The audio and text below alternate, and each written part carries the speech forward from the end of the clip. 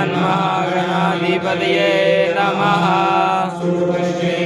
तच्च कपिलो गजगन्नगा लम्बोदरश्च विष्णो वीरनाथो विनायकः दुर्गनादक्षो बालचन्द्रो गजाननः द्वादशैतानि नामानि आपटे शृणुयामि विद्यारम्भे विवाहे च प्रवेशे निर्गमे तथा सङ्ग्रामे सङ्कटे चैव विघ्नस्तस्य न जायते शुक्लाम्बरधरं देवं शशिवर्णं चतुर्भुजं प्रसन्नवदनं ध्यायेत् सर्वविघ्नोपशान्तये अविच्छिन्नसेव्यानं पूजितो यासुरासुरैः सर्वविघ्नहरस्तस्मै गणाधिपतये नमः।